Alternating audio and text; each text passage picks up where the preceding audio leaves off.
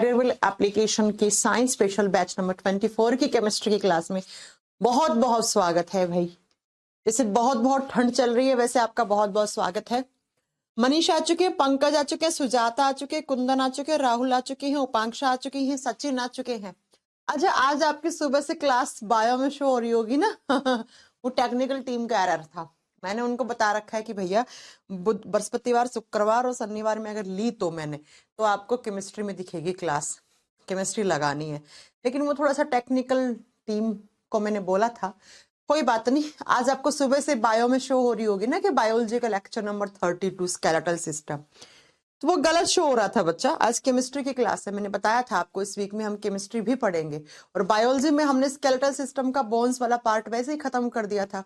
अगर वो नहीं होता तो मैं हो सकता था बायोलॉजी कंटिन्यू करती, लेकिन ठीक है, अपना स्टार्ट करें आज की क्लास केमिस्ट्री की। केमिस्ट्री में हम क्या पढ़ रहे थे? Atomic structure. ये चैप्टर भी आज नहीं, कल की क्लास में फिनिश हो जाएगा। ये चैप्टर आपका कल की क्लास में एटॉमिक स्ट्रक्चर फिनिश हो जाएगा। फिर नेक्स्ट वीक में हम पीरियोडिक टेबल, आवर्त सारणी स्टार्ट करेंगे। आ जाओ फिर। एटॉमिक स्ट्रक्चर में अभी तक हमने क्या पढ़ लिया? एटम क्या होता है, एटम के सब एटॉमिक पार्टिकल्स क्या होते हैं, इलेक्ट्रॉन, प्रोटॉन, न्यूट्रॉन क्या होता है। उसके बाद हमने पढ़ा था कि आपका एटॉमिक नंबर क्या होता है, एटॉमिक मास क्या होता है, थोड़ी बहुत इलेक्ट्रॉन के बारे में कुछ पॉइंट्स पढ़े थे। उसके बाद हमने पढ़ा था आइसोटोप्स क्या होते हैं। लास्ट क्लास में हम यही पढ़ रहे थे। लास्ट क्लास में मैंने बताया था आइसोटोप क्या होते हैं। तो बच्चा आइसोटोप्स क्या होते हैं अब आप ही बता दो। समस्थानिक क्या होते हैं? मैंने कहा था एक ही जो एलिमेंट है उसके अलग अलग एटम जिसका एटॉमिक नंबर तो सेम होगा लेकिन एटॉमिक मास डिफरेंट होगा, उसको आइसोटोप्स कहते हैं, उसको हम समस्थानिक कहते हैं। और हमने कहा था कि एक आइसोटोप किसके? हाइड्रोजन के कितने आइसोटोप होते हैं? 3। 1H1 को हम क्या बोलते हैं? प्रोटियम बोलते हैं। उसके बाद मैंने पढ़ाया था 1H2 को क्या बोलते हैं? ड्यूटीरियम बोलते हैं, याद होगा ना। और 1H3 को क्या बोलते हैं? 1H3 को बोलते हैं हम 1H3 को कहते हैं ट्रीटियम, नॉट ट्राइटेरियम कर देना, ठीक है? ट्रीटियम। फिर मैंने कहा था आइसोटोप्स की हम 3 परिभाषाएं बनाएंगे क्योंकि एग्जाम में आ जाता है ना। आइसोटोप्स की हम 3 परिभाषा बनाएंगे, ये बात बताई थी ना। मैंने कहा था पहला डेफिनेशन क्या होगा? एक ही एलिमेंट के अलग अलग एटम जिसका एटॉमिक नंबर क्या होगा? एटॉमिक नंबर सेम होगा बट एटॉमिक मास क्या होगा? डिफरेंट होगा। परमाणु क्रमांक तो सेम होना चाहिए, एक जैसा होना चाहिए, जबकि परमाणु भार अलग अलग होना चाहिए। एक परिभाषा ये मैंने बना के आपको बता दी थी।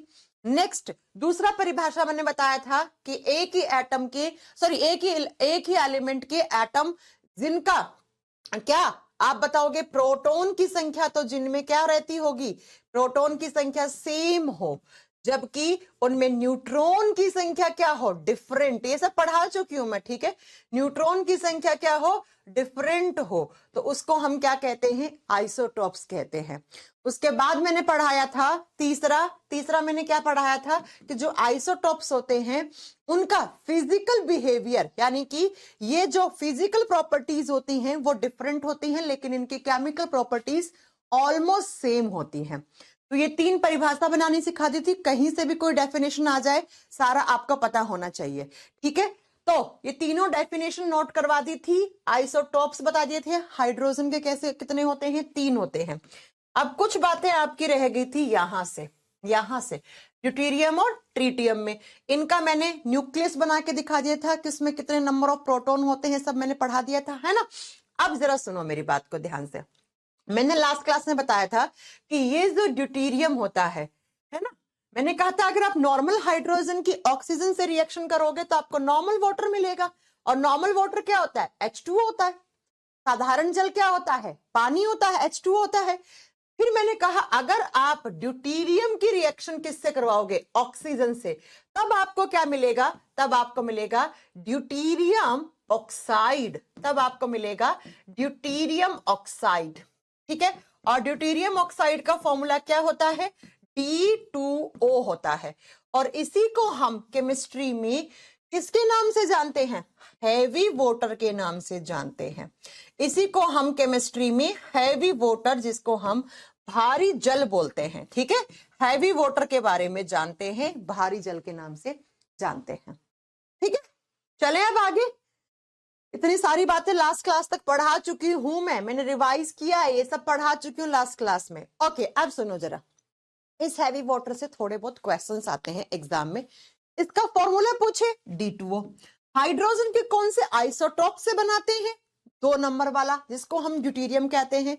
अब बात ये आती है, एक तो लिख लो, एक साइंटिस्ट ने HC यूरे करके, ऐसा माना गया है कि इन्होंने सबसे पहले इसकी खोज की थी, इसकी डिस्कवरी की थी। अब डिस्कवरी का मतलब आप समझ गए होंगे, बना के दिखाया था पूरी दुनिया को। ठीक है, HC यूरे ने इसके बारे में सबसे पहले पूरी दुनिया को बताया था। अब अगर कोई आपसे पूछ ले कि भैया नॉर्मल वाटर में और इस वाटर में क्या डिफरेंस है ना, आपके दिमाग में आनी चाहिए ये चीज कि H2O में और D2O में क्या डिफरेंस होता है। तो याद रखिएगा, ये जो D2O होता है ना, जिसको आप क्या बोलते हो, हैवी वाटर, इसका मॉलिक्यूलर वेट ज्यादा होता है। इसका मॉलिक्यूलर वेट क्या होता है, ज्यादा होता है। किसके मुकाबले में? इसके मुकाबले में, H2O के मुकाबले में, पानी के मुकाबले में। ठीक है, तो आप लिखो कि जो ड्यूटेरियम ऑक्साइड होता है उसका आणविक भार ज्यादा होता है। अब आपको ये आणविक भार निकालना आता है तो बहुत अच्छी बात है, नहीं आता है तो मैं आगे की क्लासेस में आपको बताऊंगी। ठीक है, तब आप नोट डाउन कर लोगे। अब बच्चों सुनो, नॉर्मल वाटर का कितना होता है? 2 हाइड्रोजन है तो एक एक जोड़ देते हैं हम, और ऑक्सीजन का 16 होता है, तो 16 + 2 क्या हो गया? 18। 16 + 2 18 हो गया। तो नॉर्मल वाटर का मॉलिक्यूलर वेट, अब आप ये मत सोचना मैम ने क्या करा, 2 हाइड्रोजन है, सिंपल ही रखा है मैंने। हाइड्रोजन दोनों का एक एक होता है मॉलिक्यूलर वेट, ऑक्सीजन का 16 होता है, तो 16 + 2 18। तो जो साधारण जल होता है उसका मॉलिक्यूलर वेट 18 होता है, जबकि जो आपका हैवी वाटर होता है ना, उसका कितना होता है? उसका होता है स्टूडेंट्स 20। कैसे? तो एक ड्यूटेरियम में 2 हाइड्रोजन होते हैं, तो 2 में 4 हो गए। एक ड्यूटेरियम में 2 हाइड्रोजन होते हैं और 2 में 4 हो गए, तो 4 + 16 तो कितना हो गया? 20 आ गया। तो आपको याद रखना है कि नॉर्मल पानी में और भारी जल में, साधारण जल और भारी जल में क्या डिफरेंस है। किसका डिफरेंस है आपको याद रखना है? मॉलिक्यूलर वेट का, आणविक भार का। जो H2O होता है उसका 18 होता है, जबकि ड्यूटेरियम ऑक्साइड, जिसको हम क्या बोलते हैं, D2O या हैवी वाटर, उसका 20 होता है। क्योंकि इसका मॉलिक्यूलर वेट ज्यादा है, इसलिए इसका मेल्टिंग पॉइंट, जिसको हिंदी में गलनांक बिंदु कहा जाता है, हिंदी में हम इसको क्या बोलेंगे? गलनांक बिंदु बोलेंगे। ठीक है, शॉर्ट फॉर्म में हम केमिस्ट्री में लिखते हैं MP का मतलब मध्य प्रदेश नहीं है यहाँ पे। ठीक है, चलो तो सुनो जरा ध्यान से, इसका मेल्टिंग पॉइंट भी ज्यादा होगा। क्यों होगा? क्योंकि इसका मॉलिक्यूलर वेट ज्यादा है। दूसरा, नॉर्मल पानी से इसका बॉइलिंग पॉइंट भी ज्यादा होता है। बॉइलिंग पॉइंट, जिसको हम क्या बोलते हैं? क्वथनांक बिंदु, जिसको हम क्वथनांक बिंदु कहते हैं, ये भी ज्यादा होगा। और शॉर्ट फॉर्म में हम लिखते हैं BP। अब BP का मतलब ब्लड प्रेशर नहीं है यहाँ पर, BP का मतलब बॉइलिंग पॉइंट है। राइट, सबसे ज्यादा आपको जो पॉइंट याद रखने की जरूरत है वो सिर्फ यही याद रखने की जरूरत है कि इसका मॉलिक्यूलर वेट साधारण जल से ज्यादा होता है। इसका बॉइलिंग पॉइंट लगभग होता है 101.4 डिग्री सेल्सियस। ठीक है बच्चों, 101.4 डिग्री सेल्सियस, और इसका मेल्टिंग पॉइंट 3.8 होता है। तो ये सारी चीजें लिख दो, 3.8 होता है, ये सारी चीजें लिख लो। हो गया? किससे बनाते हैं? इससे। फॉर्मूला क्या होता है? ये। ठीक है, केमिकल नेम ये, और कॉमर्शियली हम इसको क्या बोलते हैं? Heavy water. किसने बनाया? इसने। क्यों होता है हैवी? मॉलिक्यूलर वेट कितना होता है? 20। मॉलिक्यूलर वेट ज्यादा है तो MP और BP, melting point, boiling point, दोनों ज्यादा होते हैं। कितने कितने? तो इतने, ये लिख दो। और इसका यूज क्या है? इसका यूज क्या है कि मैम कहां काम आता है? तो ये आता है न्यूक्लियर रिएक्टर में। ये न्यूक्लियर रिएक्टर में काम आता है। अब ये न्यूक्लियर रिएक्टर क्या होता है? जहां पर न्यूक्लियर रिएक्शंस होती हैं। इसको बोलते हैं हम नाभिकीय संयंत्र, जहां पे नाभिकीय अभिक्रियाएं होती हैं। कौन कौन सी? न्यूक्लियर फिजन एंड फ्यूजन, नाभिकीय विखंडन और नाभिकीय संलयन जहां होता है ना। और बच्चा न्यूक्लियर रिएक्टर में किसके तरह काम आता है? As a moderator, as a moderator. Moderator का मतलब होता है मंदक के रूप में। मंदक का मतलब क्या होता है? मंदा कर देने वाला, स्लो कर देने वाला। तो रेट ऑफ रिएक्शन को स्लो कर देने का काम करता है ये, ठीक है। न्यूक्लियर रिएक्टर में एज ए मॉडरेटर काम आता है। नाभिकीय संयंत्र में किसकी तरह काम आता है? तो आप बताओगे बच्चा, एज ए मंदक की तरह काम आता है, मंदक की तरह काम आता है। ड्यूटेरियम में 2 हाइड्रोजन होंगे ना बच्चा, D2 है ना, D2 कितने? 2 हो जाएंगे बच्चा, 2, ठीक है। समझ में आ गई मेरी बात? एक हाइड्रोजन तो यही था ना ड्यूटेरियम का। चलो ये चीज आगे समझ में आ जाएगी आपको, हो गया। तो यूज क्या है ये सब याद हो गए होंगे। अब सुनो जरा, ये जो हाइड्रोजन का तीसरा आइसोटोप है ना, जिसका नाम क्या था? ट्रीटियम, ये इकलौता ऐसा आइसोटोप होता है इन तीनों में से जो रेडियो एक्टिव है। और ये बहुत बार एग्जाम में क्वेश्चन आ जाता है कि हाइड्रोजन का कौन सा आइसोटोप है, हाइड्रोजन का कौन सा समस्थानिक है जो रेडियो एक्टिव आइसोटोप होता है? तो तीसरे वाला 1H3 वाला, ठीक है, 1H3 वाला। समझ में आ गई मेरी बात? तो यहां पे जाके आपको आइसोटॉप्स के बारे में इतने सारे पॉइंट ही नोट डाउन करने थे। आशिक, अगर एक कमेंट और दिख गया ना मुझे स्क्रीन पे, ब्लॉक करवा दूंगी मैं इस बैच से। मैम नोट्स अपलोड करवा दो, मैम नोट्स अपलोड करवा दो, मैम नोट्स अपलोड करवा दो, मैम नोट्स। क्या है ये चीज? लिख नहीं सकते, हाथ से बना नहीं सकते, बेवकूफों की तरह बस मैसेज टाइप करना है। सब कुछ पका पकाया माल चाहिए क्या? केमिस्ट्री का नोट्स कोई टीचर नहीं देता है, पता है तुम्हें। फिर भी मैंने कहा कि चैप्टर जैसे खत्म हो जाएगा मैं आपको नोट्स दे दूंगी। क्लास स्टार्ट हुई तब से कमेंट करके इरिटेट करना, इसको ब्लॉक कर दो यहां से। दिमाग मत खराब करा करो किसी टीचर का। इतना बढ़िया पढ़ा रही हूँ, फिर क्लास में कहेगा डाउट नहीं आया, डाउट, ये डाउट है, मैम ने रिप्लाई नहीं किया। वो आप ही हो, मैंने देखा आपका एक दिन का कॉमेंट। 8वीं क्लास के बच्चे हो क्या जो किताबें चाहिए, नोटबुक चाहिए? बतेरी किताबें मार्केट में मिलती है, लेके आ जाओ। काय को पढ़ने की जरूरत है इस बैच में? काय को बैच खरीद लिया? फिर नोट्स ही चाहिए थे तो कमी है क्या नोट्स की? आप देख रहे हो, आप जिस भी गांव शहर में रह रहे हो उसके मार्केट में जाओ, पता लग जाएगा कितने सारे हैं ऐसे नोट्स भरे पड़े होंगे। और अभी दे भी दूंगी ना, प्रिंट निकाल के अलमारी में डाल दोगे, लेकिन पढ़ने से कोई मतलब नहीं है। फिर कहते हो टीचर गुस्सा करता है। आएगा टीचर को गुस्सा एक कमेंट का 50 बार। नहीं करना, नहीं करना अपलोड। सचिन पहले अपलोड की स्पेलिंग तो लिख के आओ, तुम अपलोड कर दो ना। तो नहीं करना, नहीं दूंगी कि जाओ, जिसको बोलना है बोलो, नहीं दूंगी नोट्स। बना लो नोट्स अपने आप। कोई टीचर नहीं देता केमिस्ट्री के नोट्स, पता है आपको? क्योंकि केमिस्ट्री के नोट्स किताबों में और नोट्स में लिखी हुई चीजें आपके यहाँ भेजे में ही नहीं पड़ेंगी, कि समझोगे नहीं तो। बेवकूफ बन रहे हैं यहाँ पे बिल्कुल। पढ़ा रही इतना बढ़िया चैप्टर, नोट्स दे दो, नोट्स दे दो। ये बाकी की लड़कियां लड़के खुद बना रहे हैं, पागल हैं क्या? ये बेवकूफ हैं क्या? ये तुम ही करोगे ना टॉप। तो अपलोड की स्पेलिंग लिख नहीं पा रहा है और इनको ऑर्डर चला रहा है अपलोड कर दो। तो चलो हो गया आइसोटोप। अब दूसरा लिखो आइसोबार्स। आइसोबार्स क्या होते हैं? एक एक चीज बोर्ड पे लिख रही हूं, एक एक चीज बोल के भी लिखवा रही हूं, फिर भी इनको नोट्स चाहिए। पता नहीं कैसे तुम लोग गवर्नमेंट एग्जाम की तैयारी करने आ गए हो यहाँ पे। संभारिक आइसोबार्स क्या होते हैं? 50 किताबें बता दूंगी जिसमें ये सब चीजें लिखी हुई है, वो ले लेना, वहां से नोट्स उनके करवा लेना print.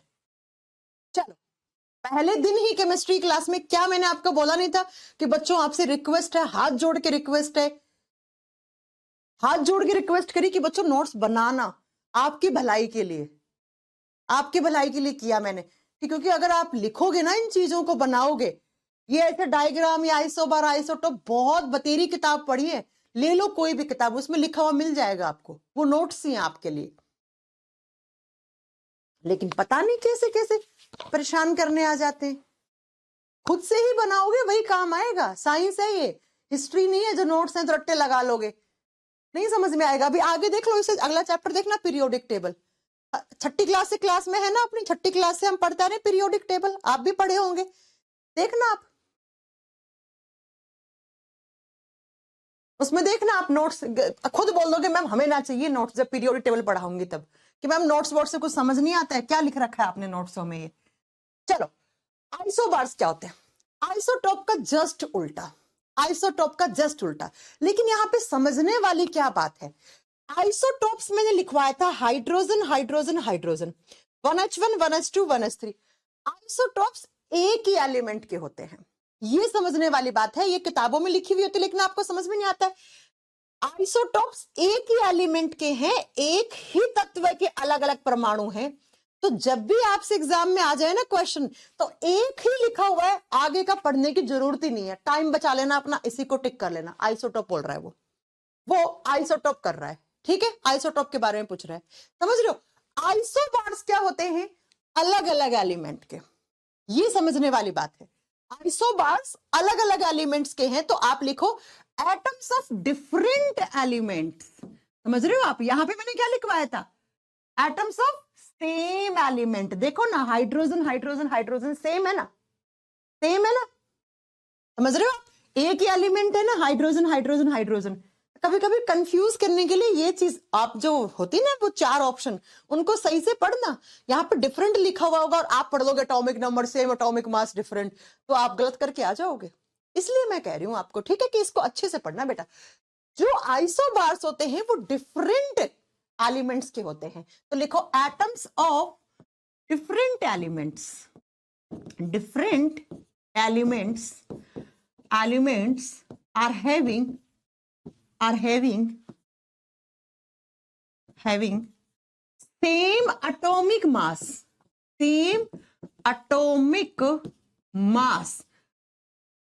but having different atomic number is known as isobar. Atomic number is known as isobar. अब हिंदी में लिखो, अलग अलग तत्वों के परमाणु, एक एक चीज बोर्ड पे लिख रही हूं फिर भी नोट्स नहीं बना पा रहे। अलग अलग तत्वों के परमाणु जिनका परमाणु भार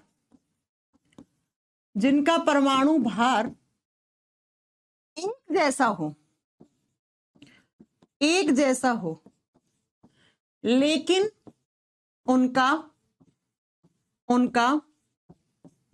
परमाणु क्रमांक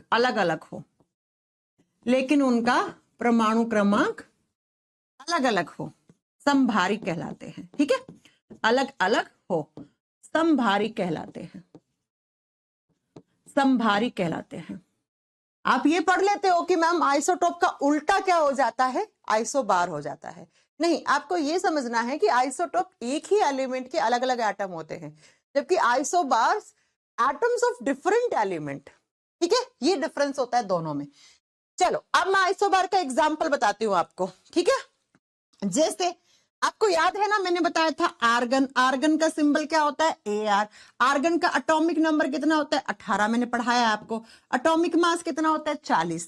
कैल्शियम का सिंबल Ca और इसका एटॉमिक मास 20 होता है और एटॉमिक नंबर 20 होता है और एटॉमिक मास 40 होता है। अब आप देखो ना, ये आर्गन है, ये अलग एलिमेंट है, ये कैल्शियम है, अलग एलिमेंट है, इसका एटॉमिक नंबर ये, इसका एटॉमिक नंबर ये, जबकि दोनों का एटॉमिक मास क्या है? सेम। तो एटॉमिक मास सेम हो गया और एटॉमिक नंबर क्या हो गया? डिफरेंट हो गया। और एटम भी किसके हैं? डिफरेंट एलिमेंट्स के हैं। तो क्या कहलाएगा? ये आइसोबार कहलाएगा, ये आइसोबार कहलाएगा। ओके, अब एक और लिख लो डेफिनेशन। आइसोटोप हो गया, आइसोबार हो गया, अब आइसोटोन भी लिख लो।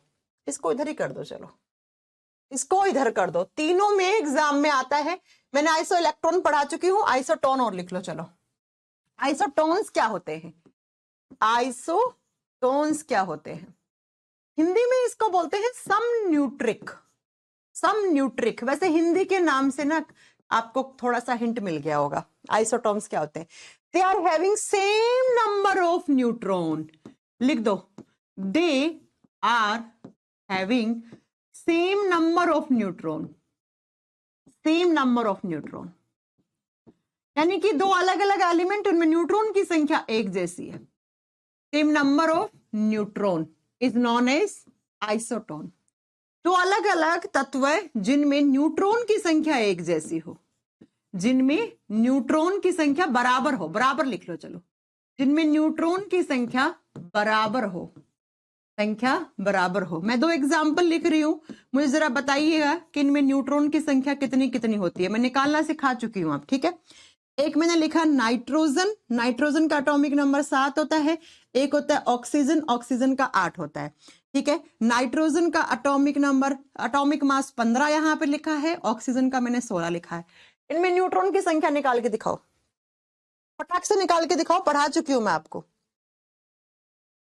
हाँ जी, फिर इलेक्ट्रॉनिक कॉन्फ़िगरेशन स्टार्ट करें अपन. न्यूट्रॉन की संख्या निकालो, मैं पढ़ा चुकी हूं, ठीक है. हाँ, एग्जाम्पल लिखवा रही हूँ ना मैंने, आइसोटॉप के एग्जाम्पल लिखवा दिए मैंने, आइसोबार का एग्जाम्पल लिखवा दिया. देखो आर्गन कैल्शियम, ये है ना एग्जाम्पल, और इसका एग्जाम्पल तो आप खुद से बना सकते हो, इसके तो बतेरे एग्जाम्पल बन सकते हैं. इसके कोई एग्जाम्पल फिक्स थोड़ी है एनसीईआरटी में कि जो मैं लिखवा दूं. हाँ चलो, न्यूट्रॉन्स की संख्या कितनी कितनी है? प्रिंस ने सही बताया है, रूपा ने सही बताया, पंकज ने सही बताया, आनंद ने सही बताया है, विवेक ने सही बताया है, अनामिका खन्ना ने सही बताया है, सी ने सही बताया है, राहुल गलत बताया. राहुल, अपने पिछली क्लासेस पढ़ी है क्या आपने बेटा? हाँ राहुल, आपको पिछली क्लास पढ़ी होगी तो मैंने कहा था न्यूट्रॉन्स कैसे निकालते हैं, ऊपर वाला वैल्यू से नीचे वाला वैल्यू घटा देते हैं. तो ये घटाओगे तब भी 8, ये घटाओगे तब भी 8, तो दोनों में न्यूट्रॉन्स की संख्या क्या है? बराबर. तो ये क्या होंगे? ये आइसोटोन्स होंगे. ये आता है एग्जाम में. पता है एग्जाम में क्वेश्चन कैसे पूछेगा? ये एग्जाम्पल दे दिया और पूछेगा ये किसके एग्जाम्पल है, ये किसका एग्जाम्पल है? ये आइसोटोप का है, आइसोबार का है, आइसोइलेक्ट्रॉन का है, आइसोटोन का है. फिर आपको डेफिनेशन काम आएगी, वरना ये डेफिनेशन थोड़ी ना काम आती है एग्जाम में, तब काम आएंगी. ठीक है, ऐसे ही आपसे ये एग्जाम्पल दे दिया, पूछेगा ये क्या है? ये आइसोटोप का एग्जाम्पल है, आइसो इलेक्ट्रॉन का है, किसका एग्जाम्पल है? तो ऐसे आ जाता है. रणवीर, आप पिछली क्लास देखो बेटा, आपको तो बिल्कुल ही एकदम कुछ नहीं आता है.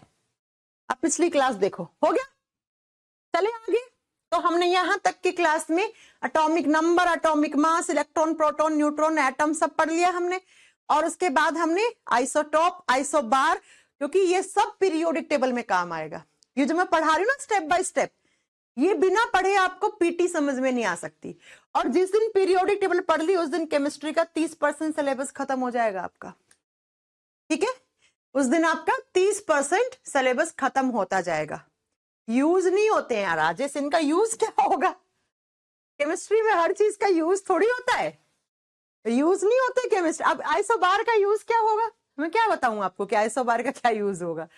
ठीक है, केमिस्ट्री को इतना दिमाग लगा के मत पढ़ो. अब आओ जरा, अब मैं आपको निकालना और आपको लिखना सिखाऊंगी इलेक्ट्रॉनिक कॉन्फ़िगरेशन. अब ये उसी बच्चे को समझ में आएगा जो ढंग से पढ़ेगा, नहीं तो आप छठी क्लास से पढ़ते आ रहे हो इलेक्ट्रॉनिक कॉन्फ़िगरेशन, तब जब ही नहीं समझ में आया तो अब क्या आएगा. हाँ, कुछ बच्चे हो सकते हैं इंटेलिजेंट जिनको आता है, अभी मैं बोल दूं लिख के दिखा दो मुझे क्रोमियम का, तो वो लिख के दिखा देंगे, कोई बड़ी बात नहीं है. हिंदी में लिखा हुआ था इलेक्ट्रॉनिक विन्यास, इलेक्ट्रॉनिक विन्यास, इलेक्ट्रॉनिक कॉन्फ़िगरेशन. शॉर्ट फॉर्म में हम केमिस्ट्री में लिखेंगे इसको ईसी, इतना बड़ा बड़ा बार बार नहीं लिखेंगे. ठीक है, ईसी का मतलब यहां पर होता है इलेक्ट्रॉनिक कॉन्फ़िगरेशन. ठीक है, इलेक्ट्रॉनिक कॉन्फ़िगरेशन. अब जरा सुन लीजिए ये इलेक्ट्रॉनिक कॉन्फ़िगरेशन होता क्या है.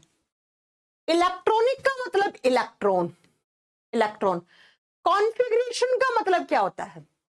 यहां पे कॉन्फ़िगरेशन का मतलब होता है अरेंजमेंट, अरेंजमेंट, इलेक्ट्रॉन्स को अरेंज करना.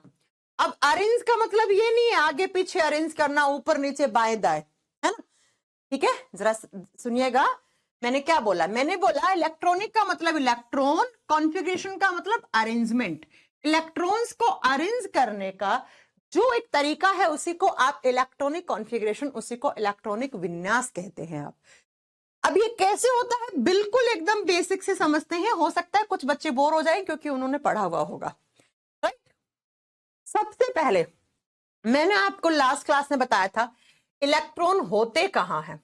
आप सब जानते हो मैम, इलेक्ट्रॉन ये जो न्यूक्लियस के बाहर क्या होती हैं, शेल होती हैं, है ना, शेल या ऑर्बिट होते हैं, बताया था ना मैंने। इनके अंदर इलेक्ट्रॉन रहते हैं, और जो न्यूक्लियस के पास वाली होती है वो के होती है, फिर एल, फिर एम, फिर एन, ओ, पी, ऐसे चलती रहती है।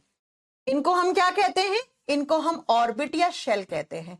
तो अगर आपसे कोई पूछ ले इलेक्ट्रॉन्स कहां रहते हैं, तो आप क्या बताओगे, एटम के ऑर्बिट, कक्ष या कक्षाओं में रहते हैं, है ना। ये बात तो पढ़ाई थी। इनमें मैक्सिमम इलेक्ट्रॉन कैसे भरते हैं वो भी बता, कितनी होते हैं वो भी बता दिया था, 2n² से निकाल लेते हैं, राइट। अब जरा सुनो, एक रूल होता है केमिस्ट्री में। क्या रूल होता है कि इलेक्ट्रॉन्स जब आप भरते हो ना इन शेल में या इन ऑर्बिट में, जब आप इलेक्ट्रॉन इन कक्ष और कक्षाओं में भरते हो ना, तो आप कैसे भरते हो, सबसे पहले आप उस शेल में भरोगे जिसका एनर्जी लेवल सबसे कम होता है। इलेक्ट्रॉन्स हमेशा एनर्जी लेवल किसका, इन ऑर्बिट और शेल का, कक्ष और कक्षाओं का, इनके एनर्जी लेवल, ऊर्जा स्तर के आधार पर इलेक्ट्रॉन भरे जाते हैं।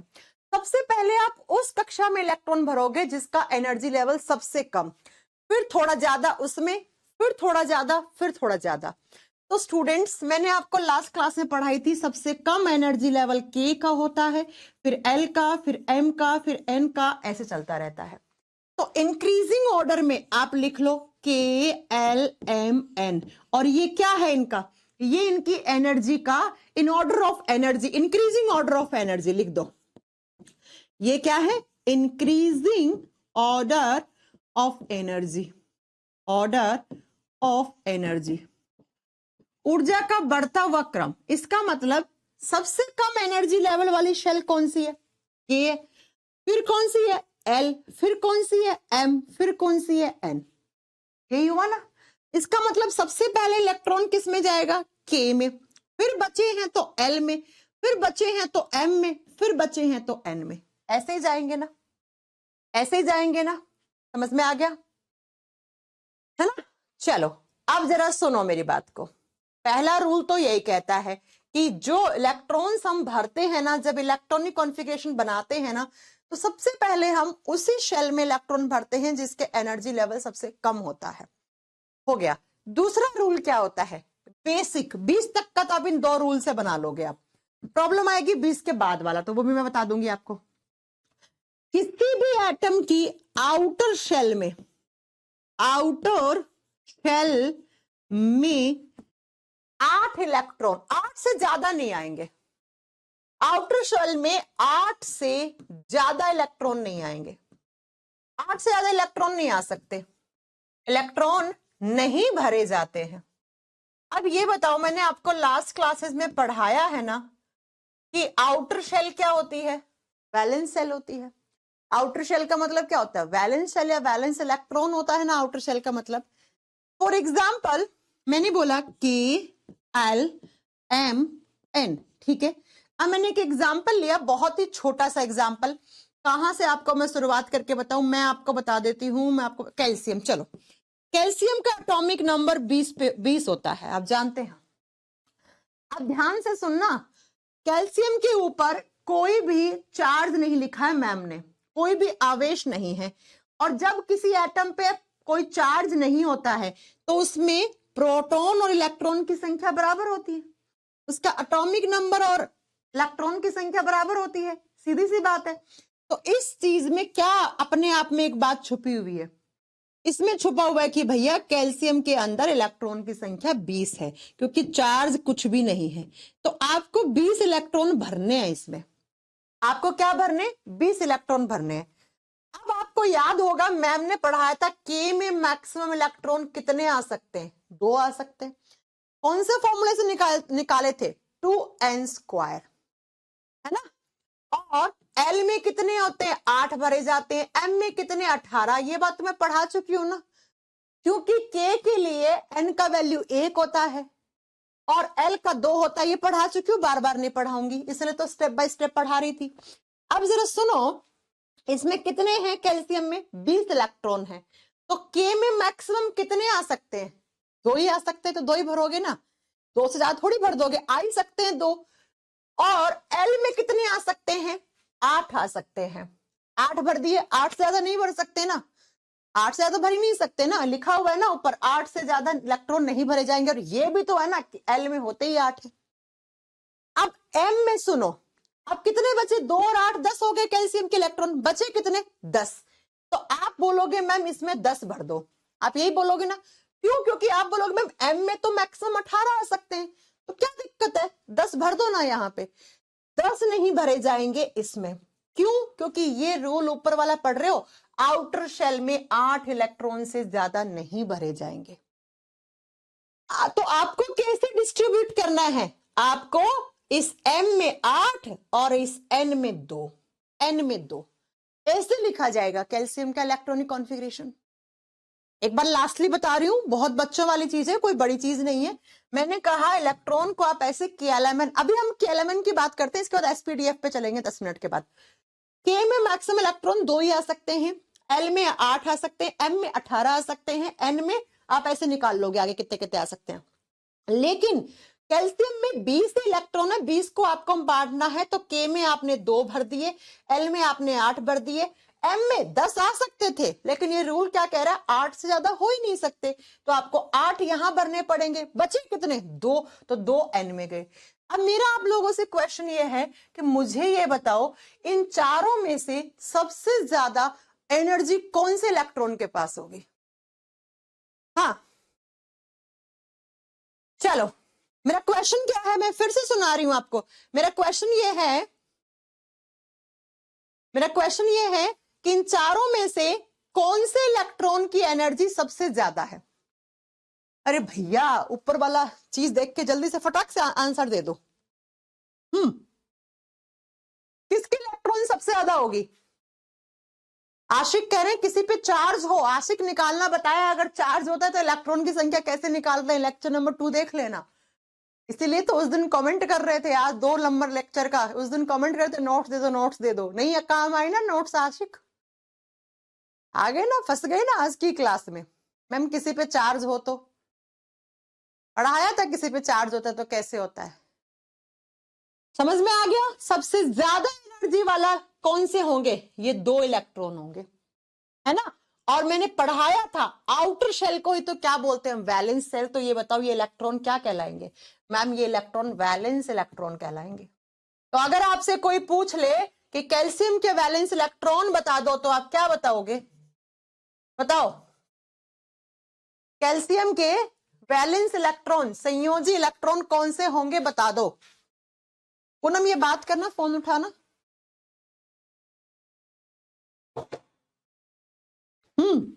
समझ में आ गया? अगर आपसे पूछ ले कैल्शियम के वैलेंसी कितनी होती है, ये सब आगे आपको पीरियड टेबल में काम आएंगी, तो कैल्शियम के वैलेंस इलेक्ट्रॉन 2 होते हैं। ऐसे ही चलो एक छोटा सा एग्जांपल और लेके बताती हूँ एल्यूमिनियम का, ठीक है। एल्यूमिनियम का बताना जरा, एल्यूमिनियम में मैंने लिखा 13, एल्यूमिनियम में 13, ठीक है, ऐसे लिखा मैंने, ये हटा दो, एल्यूमिनियम 13 लिखा मैंने। इलेक्ट्रॉन की संख्या कितनी? 13। क्यों है इलेक्ट्रॉन की संख्या 13? क्योंकि मैम इस पे कोई चार्ज नहीं है। कैसे बांटोगे? के में कितने चले जाएंगे? 2, 8, 8 और 2 10 हो गए, कितने बचे? 3। तो मुझे बता दो एल्यूमिनियम के में कितने हैं? 2, एल में कितने हैं? 8 और एम में कितने? 3। तो ये 3 की एनर्जी सबसे ज्यादा होगी ना, और यही 3 क्या कहलाएंगे? इसके वैलेंस इलेक्ट्रॉन। यही 3 क्या कहलाएंगे? एल्यूमिनियम के वैलेंस इलेक्ट्रॉन। एग्जाम में आता है वैलेंस इलेक्ट्रॉन निकालो, एग्जाम में आता है वैलेंस इलेक्ट्रॉन निकालो, सबके निकाल दोगे ना, 20 तक फटाक फटाक निकाल लोगे, आप कोई बड़ी बात नहीं है। अगर ये चीज समझ में आ गई तो 20 तक आप निकाल लोगे। अब चलो आगे थोड़ा सा, सब सही बता रहे हो, सब सही बता रहे हो, ठीक है। मैंने कहा था 20 तक एलिमेंट याद होना चाहिए। चलो मुझे बता दो आप, मैग्नीशियम के वैलेंस इलेक्ट्रॉन बता दो। अब मैं नहीं बताऊंगी मैग्नीशियम, आगे मैं कुछ नहीं लिखूंगी, आपको पता होना चाहिए मैग्नीशियम कितने नंबर पे आता है। हाँ जी फटाक से बताओ। हाँ एल्यूमिनियम पे sO3 क्यों लिखा हुआ होता है वो हम बताएंगे आपको, अभी बताएंगे, रुक जाओ रुक जाओ रुक जाओ, सब बताएंगे सब बताएंगे। अब पहले मुझे बता दो मैग्नीशियम के वैलेंस इलेक्ट्रॉन की संख्या कितनी होती है। अब ये उम्मीद मत करना मैग्नीशियम का एटॉमिक नंबर भी मैं लिखने वाली हूँ, कहा था ना 20 तक याद करने हैं। कितने पे आता है मैग्नीशियम, फटाक से बताओ, फिर मैं आगे चलूं। एसपीडीएफ भी आज करना है अपन को, एसपीडीएफ भी हमें समझना है आज। कितना होगा मैग्नीशियम का, मैग्नीशियम का 2 होगा। क्यों होगा, मैग्नीशियम 12 नंबर पे आता है, मैग्नीशियम 12 नंबर पे आता है। तो कैसे भर दोगे मैग्नीशियम का, 2 भर दोगे, 8 भर दोगे, 10 हो गए, 2 तो यही इसके वैलेंस इलेक्ट्रॉन हो गए। ये लो, तो 20 तक तो आप कर लोगे, कोई दिक्कत नहीं है। अब आ जाओ, अब चलो आप कोई कमेंट नहीं करेगा, अब सिर्फ मेरी बात सुनोगे, ठीक है। 2D मॉडल क्या कहता है, 2D मॉडल कहता है, इलेक्ट्रॉनिक कॉन्फ़िगरेशन का 2D मॉडल कहता है KLMN में इलेक्ट्रॉन भरे जाते हैं, ये 2D मॉडल कहता है। अब आप मुझे ये बताओ कि KLMN के क्या है, ये शेल है ना, शेल बोल दो इनको या ऑर्बिट बोल दो, मैम ये तो बोलते हैं इतने दिनों से। इनको हम क्या कहते हैं, इनको हम कक्षा या कक्ष कहते हैं। तो आपका 2D मॉडल कहता है कि इलेक्ट्रॉन हमेशा शेल या ऑर्बिट्स में होते हैं, ठीक है।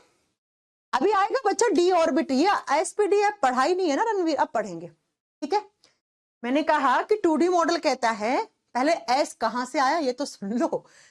2D मॉडल कहता है कि इलेक्ट्रॉन हमेशा एटम के ऑर्बिट या शेल में होते हैं, KLMN में होते हैं। मैक्सिमम इलेक्ट्रॉन निकालने का 2n² फॉर्मूला होता है, लास्ट वाले में सिर्फ 8 इलेक्ट्रॉन होना चाहिए, ठीक है। ये बात आपको समझ में आ गई। अब जरा सुनो, अब 3D मॉडल आया। 3D मॉडल क्या कह रहा है, 3D मॉडल कह रहा है कि भैया ये जो इलेक्ट्रॉन्स होते हैं ना, ये सिर्फ शेल या ऑर्बिट में नहीं होते हैं, ये इलेक्ट्रॉन सब शेल में भी होते हैं या सब ऑर्बिट में भी होते हैं, सब शेल या सब ऑर्बिट में भी होते हैं। हिंदी में लिखेंगे इलेक्ट्रॉन उप कक्षाओं में भी होते हैं, उप कक्षा में भी होते हैं। एक होता है कक्षा, एक होता है उप कक्षा, ठीक है। ये 3D मॉडल ने कहा। तो आपसे क्वेश्चन यही बन गया एग्जाम में, एग्जाम में पहला क्वेश्चन क्या बन गया, पहला क्वेश्चन ये बन गया कि भैया 2D मॉडल क्या कहता है, इलेक्ट्रॉन हमेशा किस में होना चाहिए, शेल या ऑर्बिट में होना चाहिए, कक्षा कक्षाओं में होना चाहिए। और 3D मॉडल कहता है कि इलेक्ट्रॉन सिर्फ शेल या ऑर्बिट्स में ही नहीं होते हैं, इनके आगे भी इनकी सब ऑर्बिट या सब सेल्स होती हैं, जिनको हम उपकक्षा या उपकक्ष कहते हैं, इनमें होना चाहिए। अब जरा सुनो मेरी बात को, जो K होता है, इस K में मैक्सिमम इलेक्ट्रॉन कितने भर सकते थे आपको याद है ना, नंबर ऑफ इलेक्ट्रॉन याद है आपको। नंबर ऑफ K के लिए N का वैल्यू क्या था, 1 था ना, K के नीचे लिखना है। K के लिए N का वैल्यू क्या था, 1 था, L के लिए 2 था, M के लिए 3 था, N के लिए 4 था। ये बात मैम पढ़ा चुकी है आपको। अब सुनो, अब आपका 3D मॉडल कहता है कि ये जो K नंबर की शेल है, इसमें एक ही सब शेल होती है। इन दोनों में रिलेशन निकालूंगी मैं अभी, ठीक है।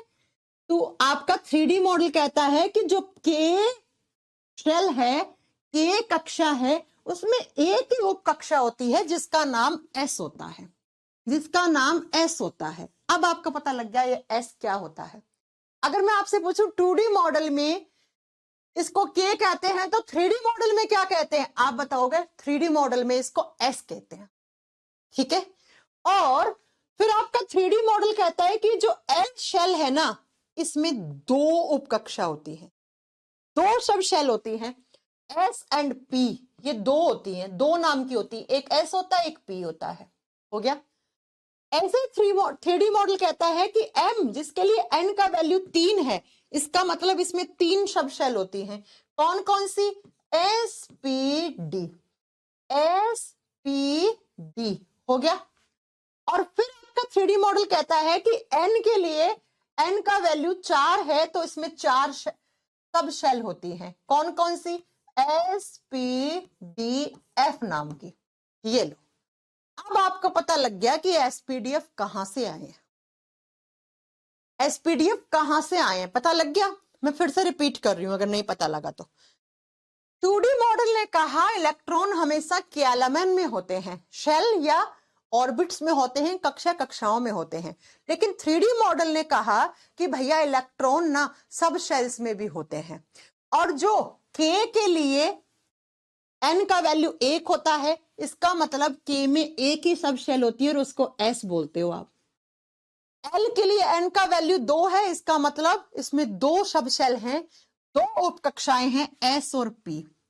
M के लिए 3 है N का वैल्यू, इसका मतलब इसमें 3 सब शेल हैं S P D। और N में 4 हैं तो इसमें 4 लिख दिया आपने। अब हम 2D और 3D मॉडल में रिलेशन निकालेंगे। रिलेशन कैसे निकालेंगे, इनमें क्या संबंध है? कुछ नहीं, K अगर मैं K पूछूं K के लिए 3D मॉडल क्या कहता है, तो इसको इससे गुणा कर दो, क्या आ जाएगा? K के लिए 1S होगा। अगर मैं आपसे पूछूं L को 3D मॉडल में क्या कहोगे, तो इस 2 को पहले S से गुणा करो, फिर इस 2 को P से करो, तो क्या आ जाएगा? 2S 2P आ जाएगा। M के लिए 3S 3P 3D लिख दो। M के लिए 3S 3P 3D लिख दिया। N के लिए आप लिख दो बच्चों, क्या होना चाहिए? 4S 4P 4D 4F, 4S 4P 4D। ये लो, ये आ गया बच्चा आपका 2D और 3D में रिलेशन। ये आ गया आपका 2D और 3D में रिलेशन। अगर आपसे एग्जामिनर पूछ ले कि भैया K को 3D मॉडल में कैसे लिखा जाता है, तो आप बोलोगे 1S लिखा जाता है। K ये रहा, इसको इससे गुणा कर दोगे 1S। क्यों? क्योंकि K में एक ही सब ऑर्बिट है और S नाम का है, तो गुणा कर दिया। K एक नंबर की शेल है। N के लिए N का वैल्यू 2 है तो 2 हो गए 2S 2P। M के लिए 3S 3P 3D। N के लिए S P D F, तो 4S 4P 4D 4F। समझ गए? अभी आएगा बच्चा ऑफ बाउ का प्रिंसिपल आएगा, समझ गए? ये दोनों में रिलेशन निकल गया। हाँ जी मैम, निकल गया स्टूडेंट्स।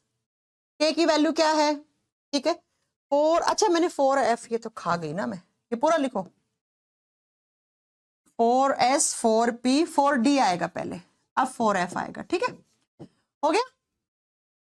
अब सुनो जरा, अब आपको इलेक्ट्रॉन ऐसे भरने हैं, ऐसे इलेक्ट्रॉन भरे जाएंगे इनमें। KLMN में तो बहुत आसान था भरना, अब इनमें भर के देखो कैसे भरे जाएंगे इलेक्ट्रॉन। एनर्जी लेवल कैसे? सबसे कम एनर्जी लेवल किसका है? K का ही रहेगा हमेशा। तो K के लिए 3D मॉडल में क्या वैल्यू है? 1S। अब इसका एनर्जी लेवल है यहाँ पे, तो इसमें जाएगा इलेक्ट्रॉन 2S 2P में जाएगा। फिर इलेक्ट्रॉन कहाँ जाएगा? 3S 3P 3D में जाएगा। फिर कहाँ जाएगा? 4S 4P 4D 4F। ऐसे इलेक्ट्रॉन भरे जाएंगे, ऐसे इलेक्ट्रॉन भरे जाएंगे SPDF में।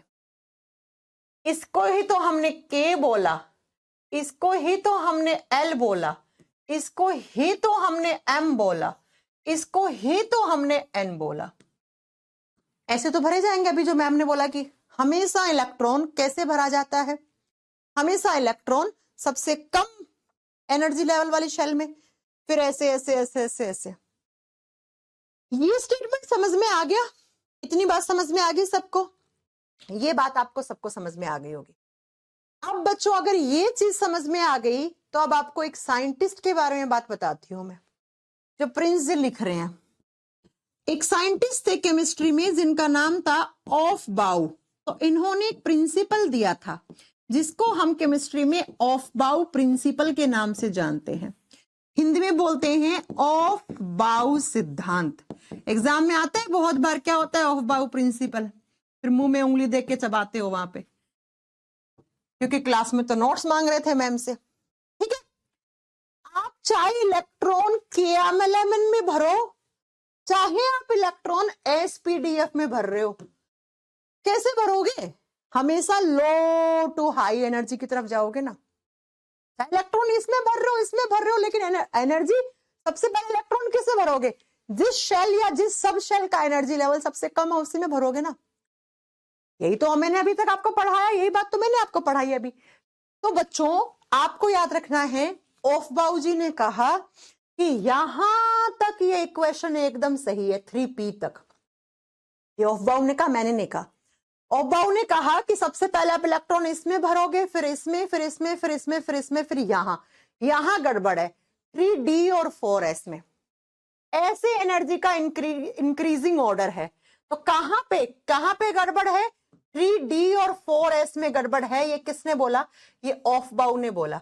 ऑफबाउ जी ने कहा कि 4s का एनर्जी लेवल कम है, इसका एनर्जी लेवल कम है। किसका? 4s का।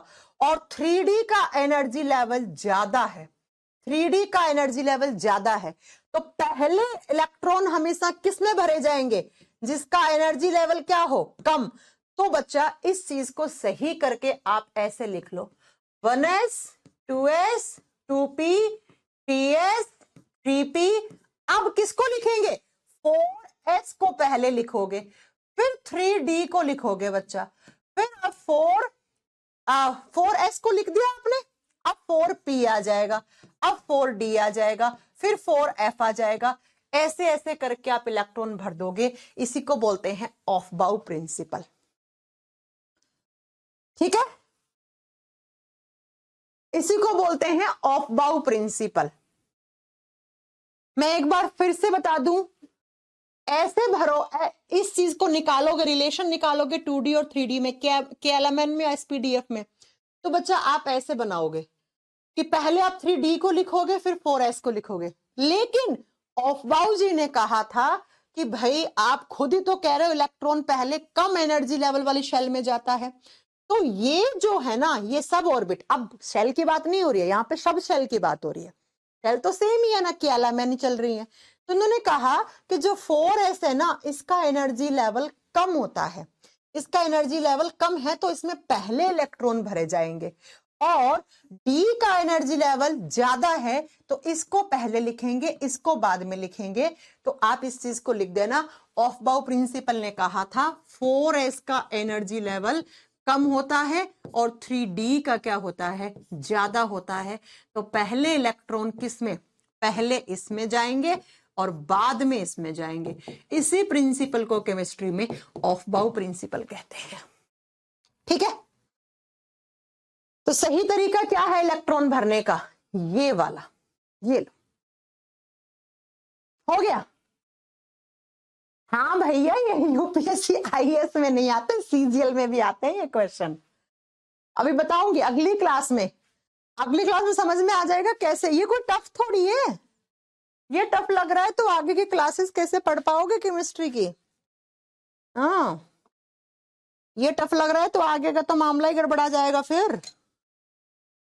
हो गया, आज के लिए इतना बहुत है। अभी हम 2 प्रिंसिपल और पढ़ेंगे, एक पाउली वाला पढ़ेंगे। ठीक है, नेक्स्ट क्लास में आपका ये चैप्टर फिनिश। समझ में आ गया होगा सबको? आज हमने क्या क्या पढ़ा, रिवाइज करवा दूं फटाक से, 2 मिनट में रिवीजन कर लेते हैं। हमने आइसोटोप के बारे में बात की थी, हाइड्रोजन का दूसरे वाला, जिसको हम ड्यूटेरियम ऑक्साइड कहते हैं, उसका मॉलिक्यूलर वेट पढ़ा था हमने। फिर हमने आइसोबार की बात की थी, फिर हमने आइसोटोन की बात की। उसके बाद हमने बात किसकी की बच्चा?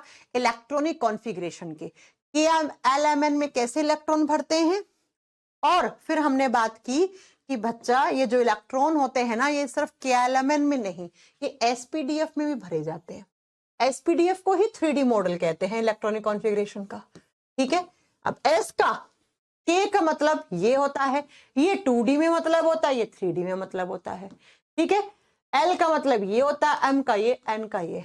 और फिर आपने ऐसे निकाल लिया 1s 2s 2p 3s 3p 3pd। लेकिन यहाँ पे गड़बड़ हो जाएगा, अगर आप यहाँ पहले भी इलेक्ट्रॉन भर दोगे, यहाँ बाद में भरोगे, तो 1 नंबर गलत करके आ जाओगे एग्जाम में। ठीक है, इसको सही करने का तरीका ये ऑफबाउ ने बताया था। खत्म। आज नहीं करते बेटा, मेरी अगली क्लास भी है कि क्लास थोड़ी है मेरी। आज कैसे खत्म कर लें कि क्लास थोड़ी होती है आपके बैच में। चलो, आज के लिए इतना बहुत है। नेक्स्ट क्लास में इस चैप्टर को अपन फिनिश कर देंगे, फिर हम उससे अगले में पीरियोडिक टेबल पढ़ेंगे। चले, तो आज की क्लास को नोट्स बना के पढ़ना, आप देखो ये चीज नोट्स में लिखी हुई होती है, आपको समझ में आती क्या? सिंसियरली तरीके से बताओ, अगर ये चीज नोट्स में होती आप इससे पढ़ लेते क्या? नहीं पढ़ते ना। मेरे को भी तभी समझ में आया होगा जब मैंने लिखी होगी इस चीज को। ये निकालना सीख लेते क्या? नहीं सीखते ना। इसलिए कहती हूँ नोट्स नहीं काम आते हैं केमिस्ट्री में। केमिस्ट्री के नोट्स, हाँ पॉलीमर वाला चैप्टर हो गया, इन सब में काम आ जाएगा नोट्स, ऐसे नहीं काम आएगा। ठीक है, चले। ओहो, कौन कह रहा है? अब्दुल को तो बात सुन लो आप। वाह जी वाह अब्दुल। अब्दुल ने 10 बार कमेंट किया पीएनजी पीएनजी पीएनजी, मैंने अवॉइड कर दिया तो कह रिकॉर्डेड क्लास है। शाबाश, कोई बात नहीं, मत पढ़ो, किसी का क्या जाता है। चलो, हो गया। थैंक यू सो मच संध्या। लड़कियां बहुत अच्छी है इस बैच में बेटा। अब्दुल नहीं मिलेगी पीएनजी, क्या पीएनजी दूं इसका? देख रहे हो, देने लायक है क्या ये? मैम नया एडमिशन लिए हैं, बुक बता दीजिए चैप्टर वाइज। किस एग्जाम के लिए?